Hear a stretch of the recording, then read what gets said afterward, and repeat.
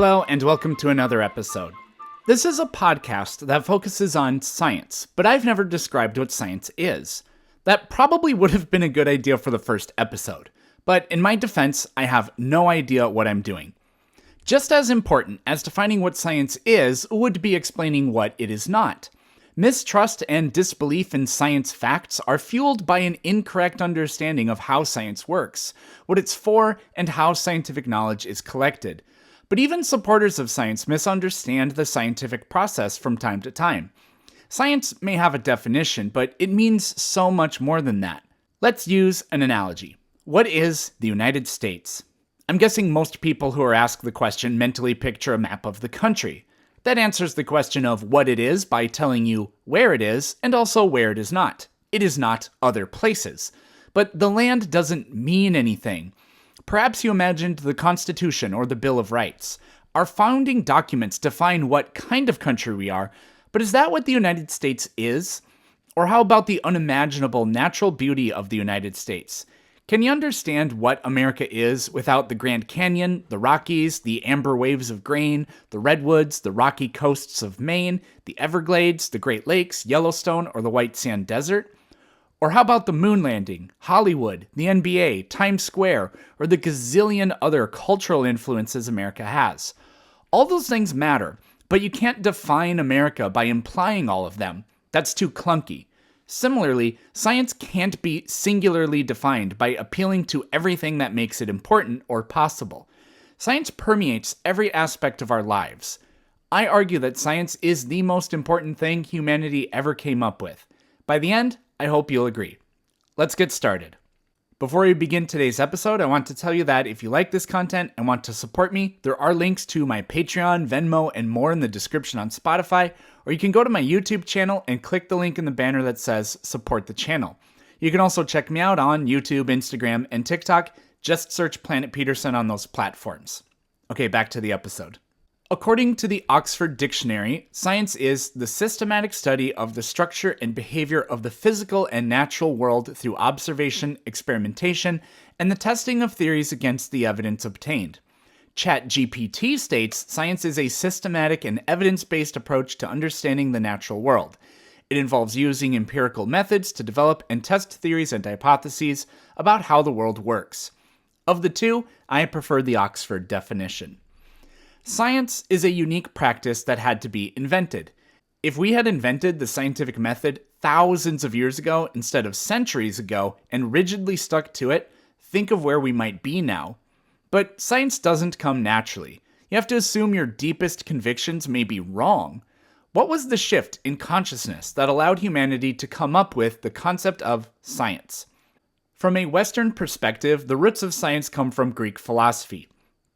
Ancient philosophers and scientists are both concerned with understanding the natural world and what governs it. However, there are key differences between the two methodologies. One of the main differences is their approach to understanding the world. Ancient philosophers tend to rely more on reason, deduction, and contemplation to gain knowledge about the world. They regard themselves and mankind as being gifted with reason by the gods. The idea that mankind could have been blessed with imperfect gifts was unacceptable. Meanwhile, scientists emphasize empirical observation, experimentation, and quantitative methods, that is, what can be directly measured and counted to study the natural world. Another difference is the types of questions they seek to answer. Ancient philosophers were often more concerned with questions of metaphysics, ethics, and the nature of reality. These are subjective topics. Scientists tend to focus more on questions related to the natural world, such as the behavior of matter and energy, the origins of life, and the mechanisms that govern biological systems. Science can tell us that endorphins make us experience love, but science can't tell us what love is or what it means. Finally, the major difference is the methodology. Ancient philosophers relied more on logical arguments, thought experiments, and contemplation. Scientists perform experiments and collect data.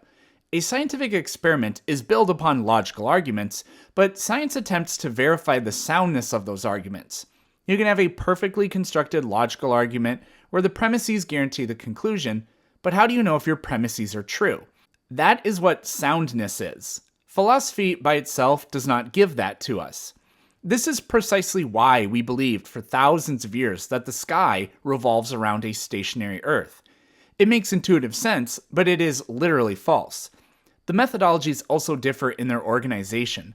Philosophers worked in small groups or by themselves. Those with this status earned the right to have their ideas accepted dogmatically. Science, meanwhile, is organized around large institutions and can be carried out by anybody. Scientific information is then shared to have other scientists check the information and try to prove it wrong. We can see that science is not merely a series of steps, but a completely different way of thinking. Assume you may be wrong. Rely on more than just your senses. Where did this come from? Who invented science? Or more appropriately, the scientific method? The question is probably unanswerable. It's like asking who invented the first machine. What we can do is examine who the most influential figures were who started humanity on the pathway to science. Let me begin by acknowledging the contributions of a pre-scientific thinker, Epicurus, who lived from 471 to 270 BCE. He strongly disagreed with other philosophers such as Plato and Aristotle. In his book titled Canon, Epicurus outlined 3 principles to follow when studying physics. Firstly, he asserted that our senses are the source of all knowledge while simultaneously acknowledging that our senses can be deceptive. Consequently, he argued that we must exercise caution when interpreting information and be particularly skeptical of information that contradicts other evidence. Lastly, Epicurus posited that reason should serve as the ultimate arbiter of truth. While I concur that relying on reason is essential, science has demonstrated that sometimes data, which is more objective than our intuition, can appear counterintuitive. Can the Earth really spin at 1,000 miles per hour? Is light both a particle and a wave? Does an electron pass through both slits simultaneously, but not when measured? These observations may seem implausible, yet science confirms them.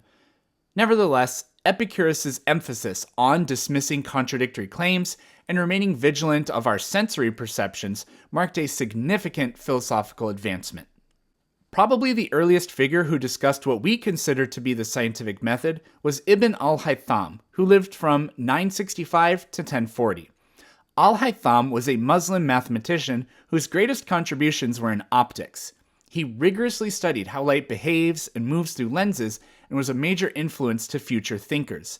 But I'm most concerned with his scientific attitude, which can be found in this quote: "Therefore, the seeker after the truth is not one who studies the writings of the ancients and puts trust in them, but rather the one who suspects his faith in them and questions what he gathers from them. The one who submits to argument and demonstration, and not the sayings of another human being whose nature is fraught with all kinds of imperfection and deficiency." It's a bit clunky for modern English, but I think you get the idea. Ibn al-Haytham's work influenced a 13th century English Franciscan friar named Roger Bacon. Bacon was one of the first Europeans to advocate for using experimental methods in scientific inquiry, and he emphasized the importance of direct observation and measurement. Bacon was critical of Aristotelian philosophy and advocated for an empirical approach that sought to put ancient ideas to the test. Where Bacon separates from our modern scientific practices is his less rigorous experimental design and less emphasis on mathematical modeling. Good experimental design utilizes control groups to rule out coincidences, and it's unclear whether this idea ever occurred to Bacon. Modern science, especially in physics, has extremely high standards for determining statistical significance. You typically hear of p-values, or p is less than 0.05. A p-value of less than 0.05 means there is a greater than 95% chance the data is not due to chance. Theoretical physics holds the standard of sigma 5. Sigma 5 levels refer to standard deviations from the average of a data set, such as the data obtained by a control group.